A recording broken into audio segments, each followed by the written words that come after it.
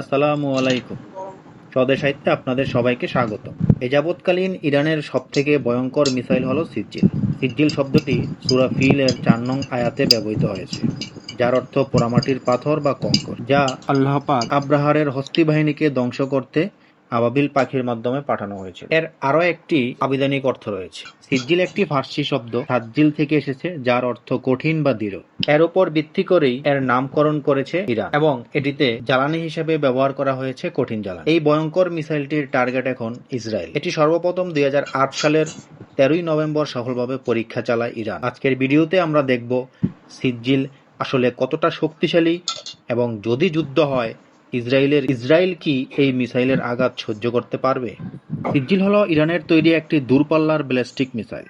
Sejjil 1 ও Sejjil 2 এই দুই ধরনের সংস্করণ রয়েছে। সিজ্জিল একটি কঠিন জ্বালানি চালিত ক্ষেপণাস্ত্র। কঠিন জ্বালানি ব্যবহারের কারণে এটি দ্রুত উৎক্ষেপণ করা যায়, যা তরল জ্বালানি চালিত ক্ষেপণাস্ত্রের তুলনায় কম সময় প্রয়োজন। এটি সাধারণত দুই পর্যায়ের ক্ষেপণাস্ত্র, যা দুটি ধাপে গতি তুলতে পারে। এর ৩ পর্যায়ের উন্নত সংস্করণের কাজ চলমান রয়েছে বলে জানা যায়। সিজ্জিলের সর্বোচ্চ দূরত্ব ২০০০ থেকে ২৫০০ কিলোমিটার। এটি ইসরায়েল সহ দক্ষিণ-পূর্ব এশিয়ার বেশ কিছু অঞ্চলে আঘাত হানতে সক্ষম। শোনা যায় সিজ্জিল 3 এর কাজ চলমান, যার দূরত্ব হবে ৪০০০ কিলোমিটার। সিজ্জিলের দৈর্ঘ্য ১৮ মিটার, এর ব্যাস 1.25 মিটার। এটি প্রায় ২৩,৬০০ কেজি ওজনের এবং ৭০০ কেজি পর্যন্ত বিস্ফোরক বহন করতে সক্ষম এই সিজ্জিল মিসাইল। এটি নিখুঁতভাবে লক্ষ্যবস্তুতে আঘাত হানতে পারে বলে দাবি করেছে ইরান। এটি সর্বোচ্চ ৫০ মিটারের মধ্যেই আঘাত হানতে সক্ষম। এটি মোবাইল লঞ্চার থেকে উৎক্ষেপণ করা যায়, এবং শুধু উল্লম্বভাবে উৎক্ষেপণ করার বদলে সিজ্জিল বিভিন্ন কোণ থেকে উৎক্ষেপণ করা যায়। এটির বিপরীতে ইসরায়েলের রয়েছে আয়রন ডোম, যা ছোট আকার এবং হালকা পাল্লার রকেট আটকাতে সক্ষম। ডেভিড স্লিং মাঝারি পাল্লার যেকোনো মিসাইলের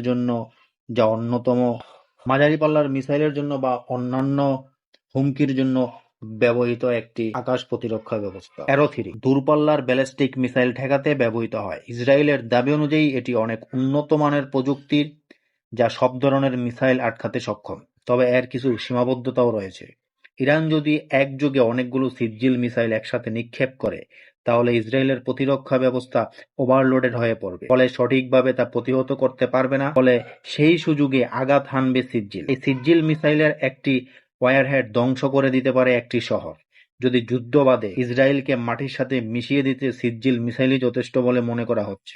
সিজ্জিল শুধু একটি মিসাইল নয়, এটি ইরানের রাজনৈতিক ও সামরিক কৌশলের প্রতীক। যদি সত্যিই যুদ্ধ বেঁধে যায়, তার প্রভাব শুধু মধ্যপ্রাচ্যে নয়, সারা বিশ্বে পড়বে।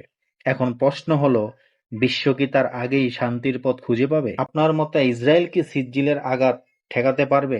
কমেন্টে জানান। ধন্যবাদ সবাইকে।